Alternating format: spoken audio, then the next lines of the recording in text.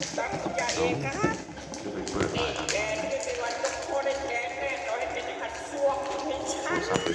ขอโทษนะครับคุณยายจะล้างโทษในการขัดส้วม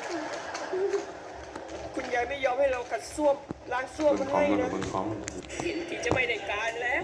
ต้องใช้กระสุนล้างคุณตาคุณยายออกไปให้หมดไม่งั้นแผนการของเราที่จะหนีออกจากที่นี่คงจะเป็นไปไม่ได้ต้องเจอกระสุนล้างคำสาปเราอุตส่าห์จะล้างส้วมให้แท้นี่แน่ปิวไปซะผมกัดจะมาล้างส้วมให้กับคุณตาคุณยายก็ไม่ยอมเป็นยังไงล่ะเป็นกระสุนอาคมผีโอ้โหคุณยายท่าสวยเหลือห้องนี้เรายังไม่ได้ล้างส้วมต้องล้างส้วมไข่โคตรโอ้โหกลิ่นแรงมากเอ๊ะนี่มันอะไรกันน่ะอยู่ในส้วมเหมือนกุญแจอะไรสักอย่างเลยแต่ตรงนี้ก็มีแฉลงอีกด้วยอะโชคดีจังคุณตาคุณยายก็ยังไม่ตื่นเราจะเอาวางไว้ตรงนี้ก่อนแล้วก็เข้าไปเอาที่อยู่ในส้วมมาเหมือนว่าจะเป็นกุญแจอะไรสักอย่างอะขอหยิบไปก่อนก็แล้วกันหรือว่าอันนี้มันจะคือกุญแจเป็นกุญแจลูกบิดลิ้นชักที่อยู่ในห้องของเด็กนักเรียนที่เสียชีวิตไปก่อนหน้านี้ชื่อว่าเซเลนีน่าจริงๆด้วยอ่ะมันเป็นกุญแจลิ้นชักเด็กนักเรียนที่ชื่อว่าเซเลนีน่าที่ตายไปก่อนหน้านี้นี่เองอ่ะแล้วมันมีสมุดคัมภีร์ของเซเลนีน่านี้ด้วยที่เขียนเอาไว้น่ากลัวมากๆเลยใครจับหนังสือเล่มนี้จะต้องตายหรือเปล่านะมันมีเรื่องประหลาดแบบนี้ได้ด้วยเหรอเนี่ยนี่มันเป็นความฝันของเรานะคลิปข่าวยังเห็นคลิปบักหลายในยูทูบเบอร์จำได้ว่าเราปิดแก๊สไปแล้วนี่นะลูกก็ต้องถ่ายหลายตัวงัดตะแกรงออกแล้วก็ต้องมุดเข้าไปที่ช่องไฟที่มันลุกออกมาใต้เตาแก๊สเราจะต้องเข้าไปดูว่าข้างในมันคืออะไรเปิดออกแล้วโอ้ข้างในมันคืออะไรกันนะมันเป็นห้องลับอีกห้องนึงอะ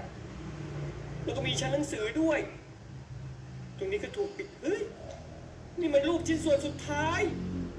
ดวงตาข้างขวาทำไมป้าไม่มีอะไรเลยไม่มีพนักงานมีน่าจะไม่มีใครเห็นเราแต่นี่บังนี่อ๋อบังนี่ชั้นล่างเลยเกมผีคุณยายแกนี่นี่ไง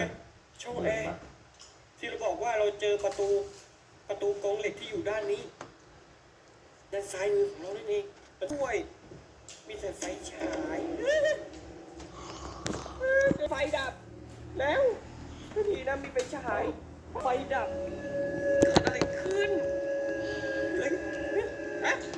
ดวงจันทร์ที่ค่อยมืดลงดวงจันทร์ที่ค่อยมืดลง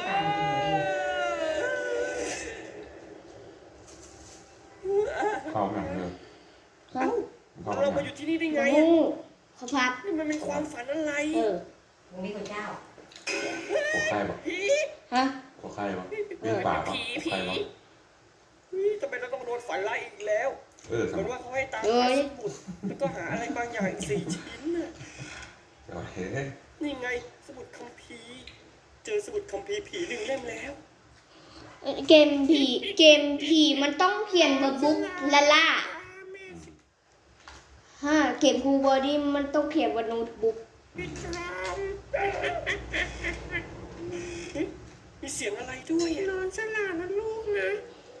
นอนหลับไปยายนะหลานรู้ไหมเอาอีกแล้วตู้นี้มีแสงแวบๆอะไรด้วยนี่มันสมุดคัมภีร์ผีเล่มที่ตัวนี้เขามาตัวนี้เขาพากเสียงซื่อมีผีมาขอร้องเราด้วยแต่ก็ยังตามหลอกหลอนเราอยู่เลยเราต้องรีบออกไปที่เดิมก่อนต้องหาทางกลับนี่ไงฉันไม่น่าตายแบบนี้เลยขอฝากดวงวิญญาณที่คุณมาอย่างนี้ช่วยด้วยเจ้าต้องหาทางออกให้ได้ต้องหาทางออกให้เจอเจ้าจะหลุดพ้นเราต้องหาทางออกให้ได้ต้องหาทางออกให้เจอเหรอไม่รวมไปหมดแล้วช่วยด้วย ๆนี่บังนี่ทางออกมาจากตรงไหน ช่วยนำทางเราไปที เปิดโอ้ย ทางของเจ้า มันอยู่ ในลิฟต์มันอยู่ในลิฟต์รีบไปขอบคุณมากอยู่ในลิฟต์ใช่ไหมผีหลอกกดลิฟต์รีบลงไปลงไปแล้ว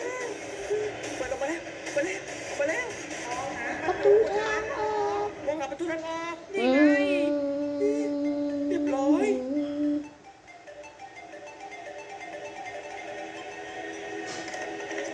ยินดีต้อนรับสู่ทางออกนี่เราเจอทางออกแล้วเหรอ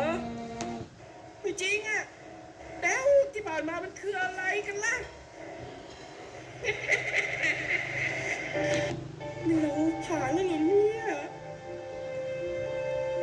ยินดีด้วยที่คุณผ่านแล้ว ขอให้คุณกระโดดลงไปตายเถอะนะกระโดดลงไปตายเหรอเฮ้ยไม่จริงอ่ะแล้วที่ผ่านมามันคืออะไรกันล่ะ